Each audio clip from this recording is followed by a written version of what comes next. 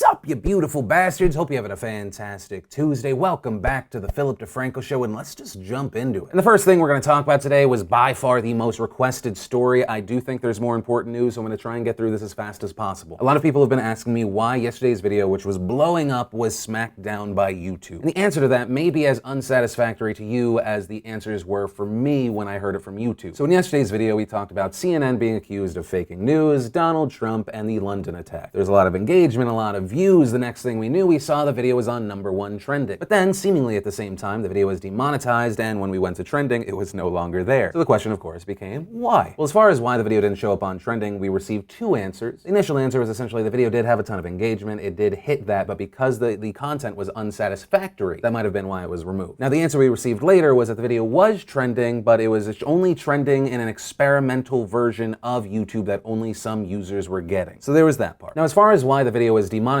which before even getting into the demonetization, this part is frustrating to me, but it's not the biggest deal, thanks to all you beautiful bastards that support us at DeFrancoElite.com. You are helping fund everything I'm creating now and everything we're going to create in the future, so thank you a million times, thank you. But the answer we received as far as why yesterday's video was demonetized, it was because we talked about the London attack and mentioned that someone had been stabbed. You might remember we talked about the hero officer who I said was stabbed in the head, neck, and face. He is in the hospital. He is a hero. And so obviously that brings up the debate. Well, how are news shows supposed to talk about news? Well, yeah, advertisers probably don't want their content next to people talking about people getting stabbed. Debate.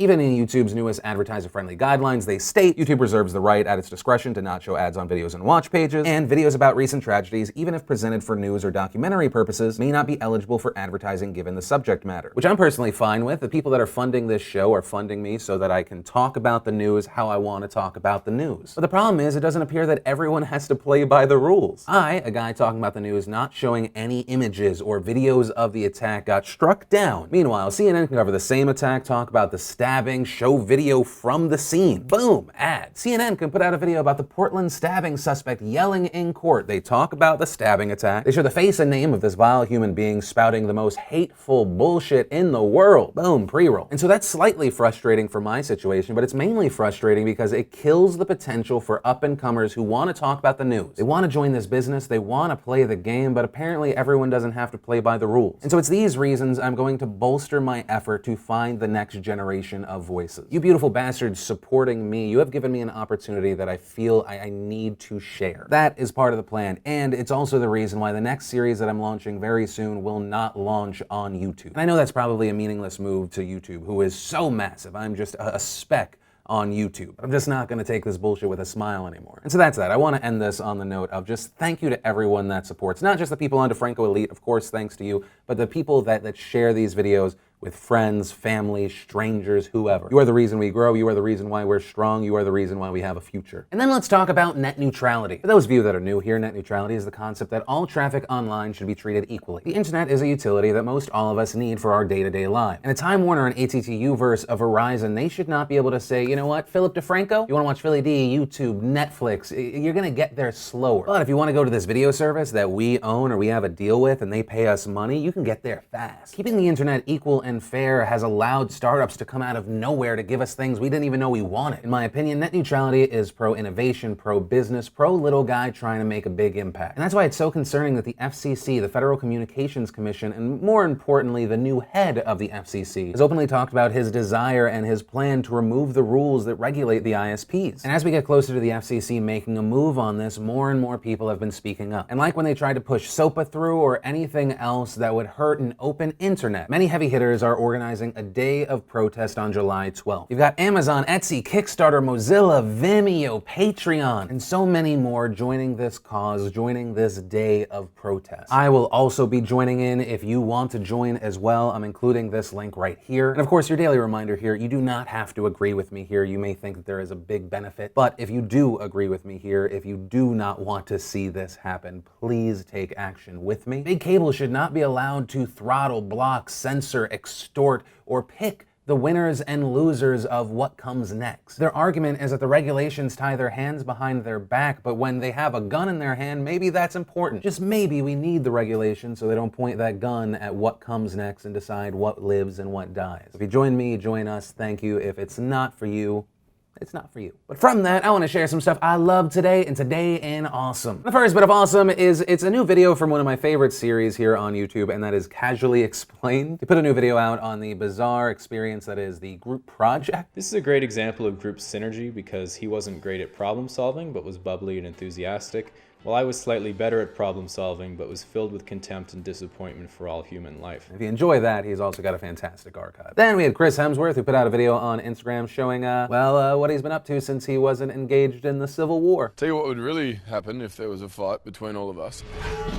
Basically, you go a little bit like this. Oh, look at me, I'm Iron Man, and I'm just got hit over there. Then we had Sesame Street doing a parody of Orange is the New Black. Yes, really? Dude Perfect did a video with Drew Brees. And we got a trailer for a movie I don't know if we should be excited about, but part of me is. And that is the new Starship Troopers movie, Traitor of Mars. It's animated, so it's different there, but it is also written by the guy who wrote Starship Troopers, so I'm intrigued. If you want to see the full versions of everything I just shared, the secret link of the day, anything at all, links as always are in the description down below. Then I want to talk about something I was going to put in Today in Awesome, and that is Nintendo is announcing the first Pokemon game for the Switch. And it wasn't in Today in Awesome because it was Pokemon DX. But wait, Phil, there's good news. They announced a real full-fledged Pokemon game, Pokemon Ultra Moon, Pokemon Ultra Sun, and it's out for the 3DS and Switch. The Switch release date to be announced, but it turned out it was a clerical error. The Pokemon Company International releasing a statement saying, "We would like to address rumors based on a clerical error on the Pokemon press site. Pokemon Ultra Sun, Pokemon Ultra Moon are coming exclusively to Nintendo 3DS family of systems and are not due for release on Nintendo Switch. The listing on the site was an error and not indicative of future plans." And why do you do this to me? I want to ask this company, why do you hate money? People have wanted a legitimate console version of Pokemon since you released Red and Blue in '96. Then, 21 years later, Nintendo develops a console that is portable and you're like, nah, that makes too much sense. Granted, I'm still probably going to buy both the Switch and the 3DS game, thus negating the point I'm trying to make here, but I want you to know as you get my money, I hate you.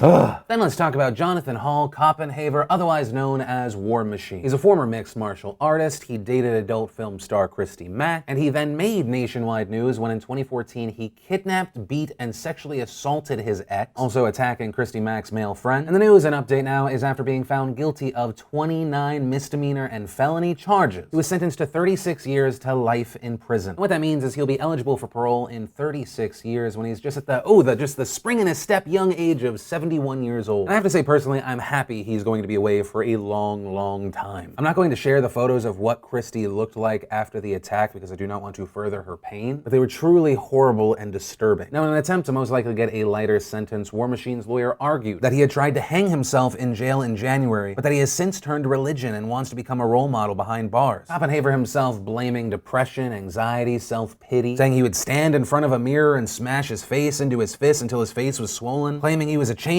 person, that he found God after reading 2 books by author Lee Strobel. And seeing all of this come from he and his lawyer, the only thing I kind of take away from this is maybe with people like War Machine, we need to up the thread count of their prison sheets. He is a monster. You could have punched his face out of self-pity for whatever reason, but the moment he did what he did, to me, he ceased being a human being, and 36 years is not far enough. And then let's talk about Qatar, a country in the Middle East of around 2.3 million people. For the most part, the only stories we've talked about with Qatar is somehow they got the 2022 FIFA World Cup, and I mean somehow, or I guess rather somehow, and the stories about the exploitation and abuse of their workforce. But the news coming out of Qatar in the past 24 hours did not have to do with that, but instead dealt with Saudi Arabia, United Arab Emirates, Egypt, Bahrain, Yemen, and the Maldives saying that they are indefinitely severing ties with Qatar. Saudi Arabia reportedly has severed all land, sea, and air links with Qatar. The UAE has closed its airports and harbors to Qatari flights and shipping. Qatari diplomats have been given notice to leave their foreign posts. Qatari citizens have been told they have 14 days to leave Saudi Arabia, Bahrain, and the UAE. Several airlines have already halted flights in and out of the Qatari capital, and those countries also banned their own citizens from entering Qatar. And so to these big, giant moves and changes, people said, why? Well, like my relationship with my best friend's mom growing up in high school, it's complicated. Qatar has been criticized constantly of their support of the Muslim Brotherhood. Saudi Arabia and the UAE consider the Muslim Brotherhood a terrorist group. In their statement, the UAE accused Qatar of hosting and funding terrorism. These groups cutting off Qatar also pointing to Qatar's relationship to Iran. And Iran and Qatar have a working relationship. relationship. The waters between Iran and Qatar contain what is estimated to be at least 43 trillion meters of gas reserve. The countries share exploration rights. It's one of the things that ties them. But Qatar is being accused of having a deeper relationship with Iran. Qatari officials have been accused of meeting with the head of Iran's Revolutionary Guard Corps. So in general, it's believed to be a mixture of these things. But then, like an RKO out of nowhere, Donald Trump busted into the scene, tweeting, "During my trip to the Middle East, I stated there can no longer be funding of radical ideology. Leaders pointed to Qatar. Look, so good to see the Saudi Arabia visit with the king and 50 countries already paying off. They said they would take a hard line on funding extremism, and all reference was pointing to Qatar. Perhaps this will be the beginning of the end to the horror of terrorism." Now, what was really interesting is the person most surprised by these tweets was probably our own Secretary of State, Rex Tillerson. Before Donald Trump started tweeting, Rex Tillerson said, "We need to sit down together and address these differences," adding, "If there's any role we can play in terms of helping them address those, we think it's important that the GCC, the Gulf Cooperation Council, remains unified." That message seemingly undermined by the President of the United States, who put out tweets that, just a paraphrase, was Donald Trump tweeting, "Yo, Qatar, suck these nuts. Terrorism about to end. Trump out." Also, meanwhile all of this is happening, just a fun little side note, inside of Qatar, there are currently 10,000 troops